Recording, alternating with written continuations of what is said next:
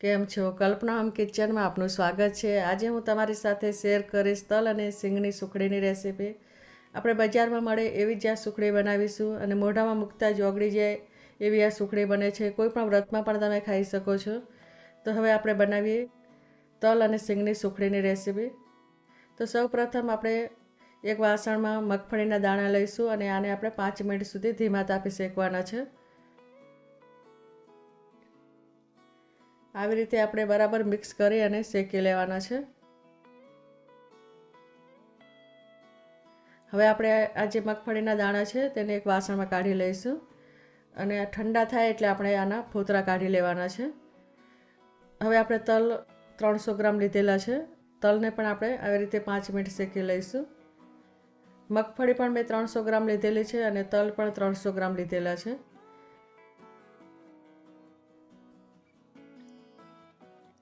આને પણ આવી રીતે આપણે બરાબર મિક્સ કરી અને શેકી લેવાના છે. હવે આને પણ આપણે એક વાસણમાં કાઢી અને ઠંડા થવા દઈશું.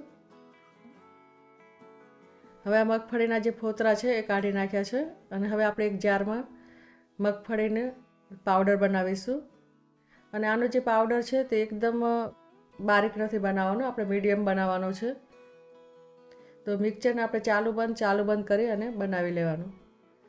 હવે આપણે આ જે મગફળીનું જે પાવડર છે તે બની ગયો છે. તો આવી રીતે આપણે તલનો પણ બનાવી લઈશું.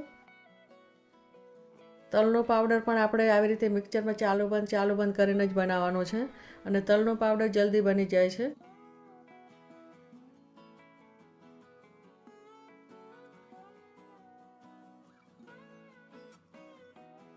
અને આવી રીતે આપણે આ તલનો પાવડર બનાવી લેવાનો છે કે એકદમ ઝીણો પણ નથી અને એકદમ મોટો પણ નથી, એવી રીતે મીડિયમ બનાવવાનો છે.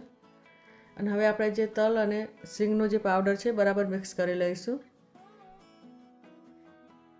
હવે આપણે એક વાસણમાં ગોળ લેવાનો છે અને ગોળ મેં 500 ગ્રામ લીધેલો છે.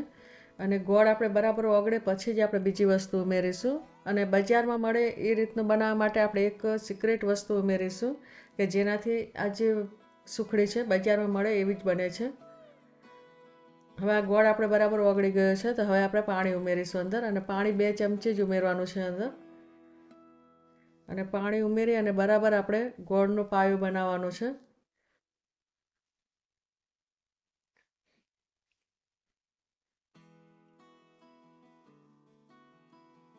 અને હવે આપણે 1 ચમચી ઘી ઉમેરવાનું છે અને ઘી ઉમેરીને આપણે બરાબર મિક્સ કરી લઈશું.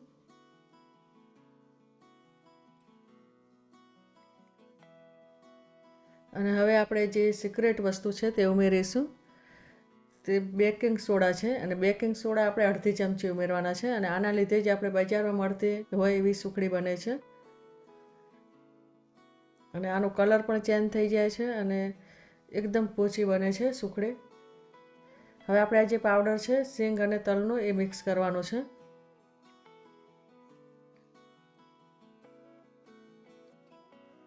આવી રીતે આપણે બરાબર મિક્સ કરી લેવાનું.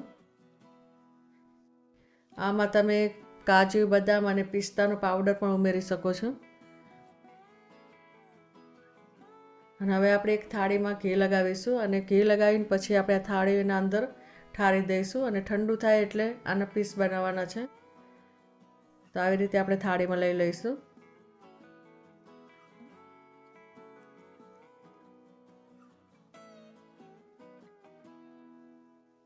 અને આનો જે પાયો છે તે પણ એકદમ કડક નથી બનાવવાનો. જો પાયો કડક બનશે તો પણ આ સુખડી થોડી કડક બનશે. તો પાયો આનો મીડિયમ રાખવાનો છે કે એકદમ આપણે એનું જે કલર ચેન્જ થઈ જાય ત્યાં સુધી આપણે ગોળને ઓગાળવાનું નથી. અને આવી રીતે આપણે વાટકીની મદદથી બરાબર પાથરી લેવાનું છે અને પછી આપણે પીસ બનાવીશું. અને આવી રીતે થોડું ગરમ હોય અને આપણે આવી રીતે કટ કરી લેવાનું છે અને જે સાઈઝના ટુકડા બનાવવા હોય એ રીતનું આપણે કટ કરવાનું છે. હું રોજ ગુજરાતી વાનગીઓનો એક લોંગ વિડીયો અને એક શોર્ટ વિડીયો શેર કરું છું. અને જો તમને પસંદ આવે તો મારી રેસીપીને શેર કરવાનું ભૂલતા નહીં. અને જો નવા હોય તો સબસ્ક્રાઈબ જરૂરથી કરી લેજો. તો તમને નોટિફિકેશન મળશે હું જ્યારે પણ મારો વિડીયો શેર કરીશ. હવે આપણે આ જે સુખડી છે તે ઠંડી થઈ ગઈ છે. તો આના જે પીસ આપણે અલગ કરી લઈશું. આવી રીતે આપણે તાવેતાથી આના જે પીસ બધા છે તે અલગ કરી લેવાના છે.